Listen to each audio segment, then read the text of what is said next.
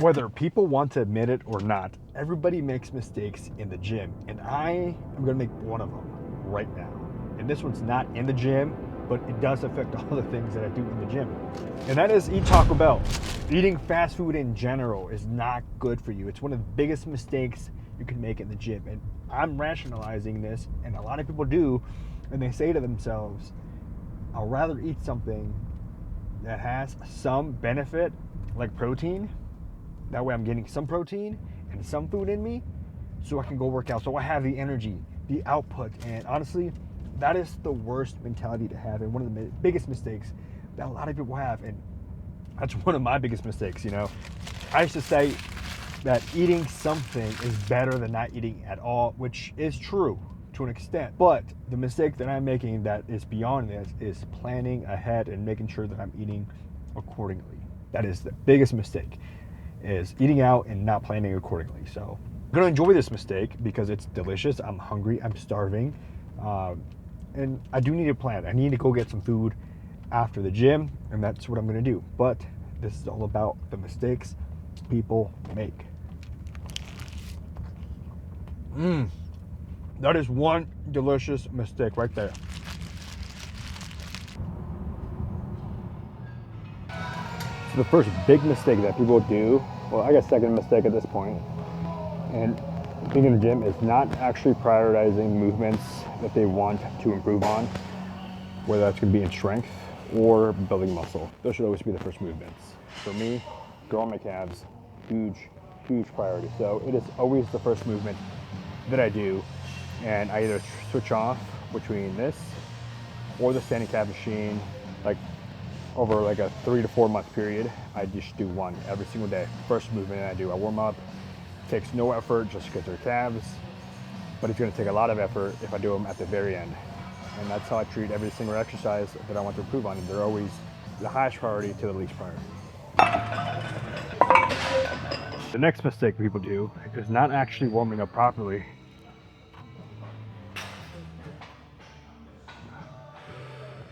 Right here, I'm doing a warm-up set, and I am mainly focusing on building the muscle.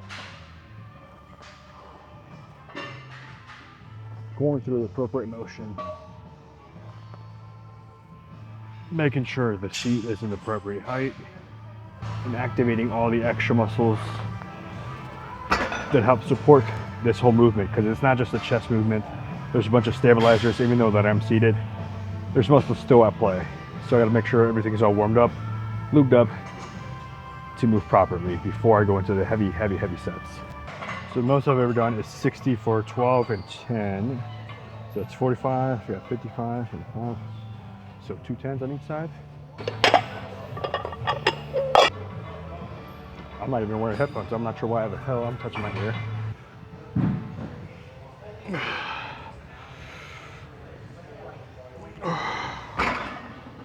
Oh man, that felt good. That was a PR in both weight and reps. Chest is growing, you see? The most I was able to do back in May 9th, a month and a half ago, give or take, it was 55 pounds for 6 reps. Now I jumped up to 10 pounds and 6 reps. And that's one of the other things that a lot of people may do as a mistake. They don't actually keep track of the workouts. They don't keep track of the progress. I used to just come into the gym and just do a bunch of different stuff, not knowing what I was doing, not tracking, and I never got anywhere.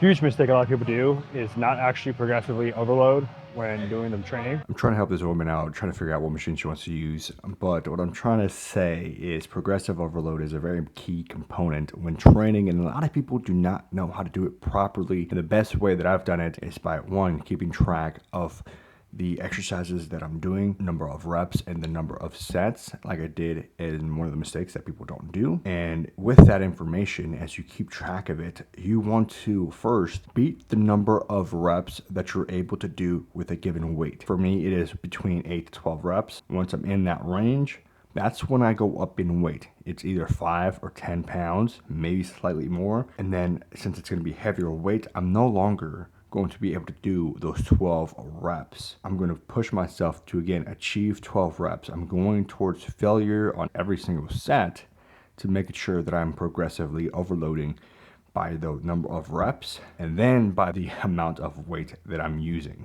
Next mistake that people make, and this doesn't happen always, but it's happening to me today, is when an exercise is out of order, or like a machine is out of order, or somebody's using it, people don't adapt. They don't come up with a better solution, figure out what can they do either in the meantime or if they should wait. Most people skip it, and I feel like that's the bad approach. That's the worst approach, is skipping an exercise that is programmed to you. The close bench Smith machine was my next exercise. It is out of order. There's no other Smith machine in this gym, so I'm going to be switching it up for some dumbbell skull crushers. I think there's a certain word for it, but I can't think of that at the moment, but that's what I'm substituting it and incorporating that. So I don't know how strong I am at this movement, so I'm going to go pretty light. 20s seem pretty safe for me, and yeah, we're just doing skull crushers with some dumbbells. And right now my main focus is just kind of feeling my tricep working. 4. Make sure I'm trying to do the form perfectly. I've only done these so many times, at least with dumbbells, so I'm not gonna go too heavy. 6, right? Let's lean back a little bit more. Oh man, my arm was starting to lose some blood in there.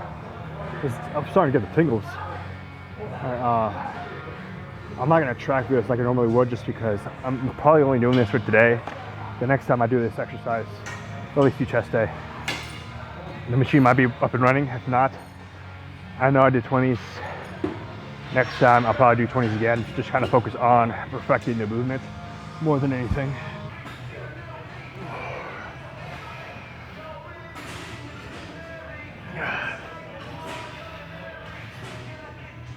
Another mistake you can make is going to the store very late at night and they don't have any of the things that you want because you came late at night.